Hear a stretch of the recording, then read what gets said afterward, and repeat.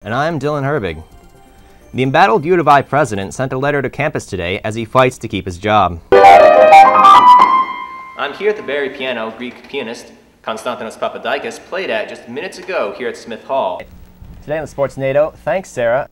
After several public rejections by Shaka Smart and others, the Fighting Illini men's basketball team has finally found its new coach. Bruce Weber isn't the only basketball coach Illinois has lost in the past few months. I'm here at the Public Engagement Symposium in front of the Wildlife Medical Center's booth. The referendum for Champaign-Urbana Mass Transit District did pass. In fact, the National Catholic Reporter reports that the number of Catholics who attend Mass regularly has gone down from 27% to 19% in the last 2 decades. Is the man who directs the open house, Stanley Chang. Thanks for joining us. I'm here at the place where CatSnap keeps its cats waiting to be adopted, like little Lucas here, a short-haired domestic with a certain personality.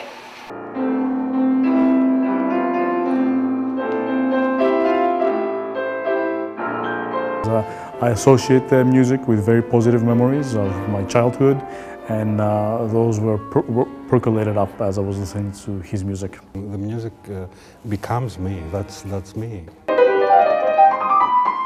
I'm here at the Barry piano Greek pianist Konstantinos Papadakis played at just minutes ago here at Smith Hall. He played a program featuring several prominent Greek composers.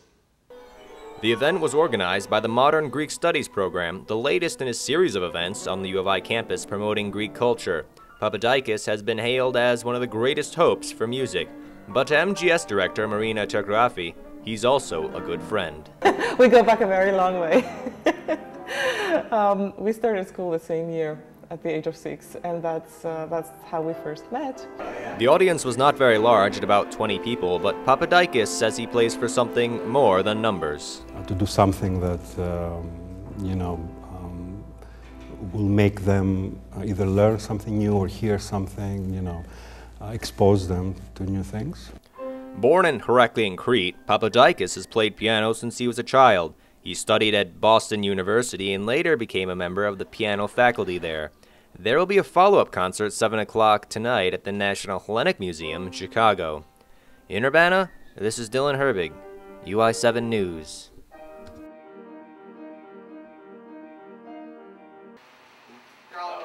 Many of us have seen the images of cats desperately needing adoption, but few know what caring for these cats and adopting them out entails. Champaign resident Leslie Kroll is one of those few. The daughter of a lifelong veterinarian, Kroll keeps close to animals by volunteering for the nonprofit Champaign Area Trap, Spay, Neuter, and Adoption Program, or CatSnap.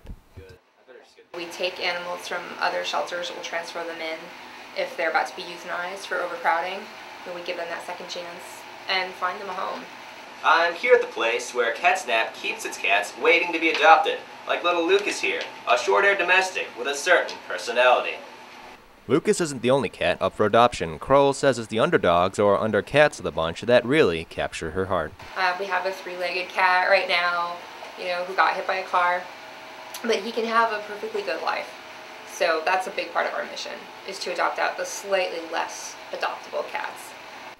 Where some see a cat with 3 legs, Kroll just sees Ducky as a cat that needs a home, and likes being petted so much he starts drooling uncontrollably.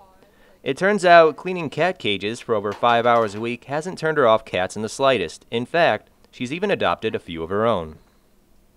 Every year when the first litter comes in, it's a big deal when we have the first litter of the year. And one of the first litters that came in, Leslie just fell in love with a little tiny thing like this big, and then she adopted it. A small program without a facility of its own, CatSnap has to use local pet shop to keep its cats. It relies completely on volunteers like Kroll to keep the county's cats safe. In Champaign, Dillon Herbig, UI7 News.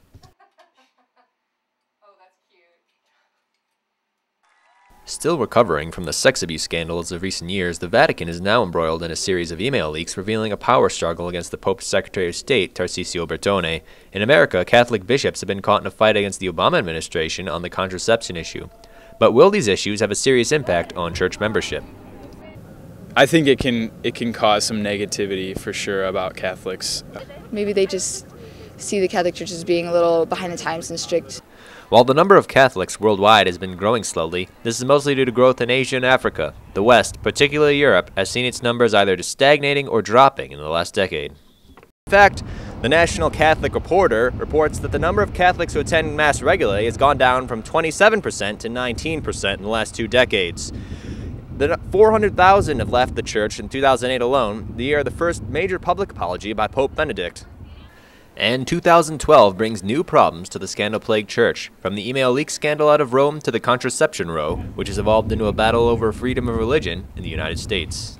It's not necessarily about contraception or abortion as much as the freedom of any religious believer in the United States to freely practice the religion without fear of the government infringing on their conscience.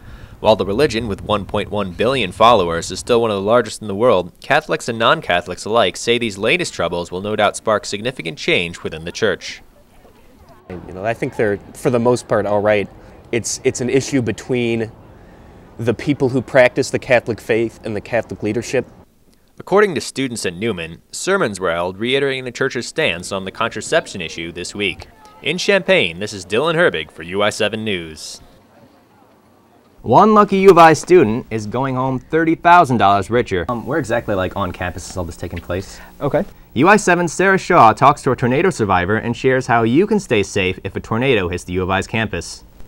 Yeah, I've only experienced one living out in the country, and that was 1996. It was the middle of the night, so all we heard was wind. Bruce Weber isn't the only basketball coach Illinois has lost in the past few months. Women's coach Jolette Law was also fired after an 11-19 season.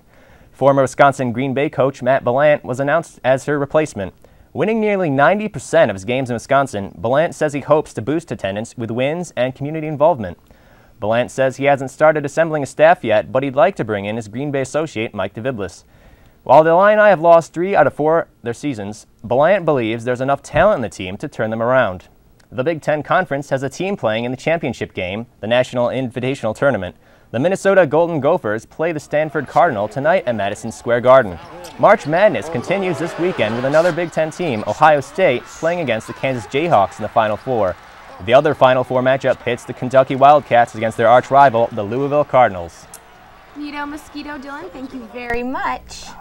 Student election voting ended last night at midnight, and the results are in. The new student trustee is David Pileski, a junior here at the University of Illinois studying urban and regional planning. What do you think it can do? I think it's been the biggest ever, maybe. I'm not sure, at least the last decade, and I guess it can knock out GPS, all electronic systems, like it said. How do you guys eat your Oreos? I just kind of shovel them straight down. There's no technique, just. Yeah, can you show us? I'm with Oh! I guess I'll start. I like dunking in the milk, and I do too. I agree. I go for the man bite, as Dylan said earlier, like this. Yep.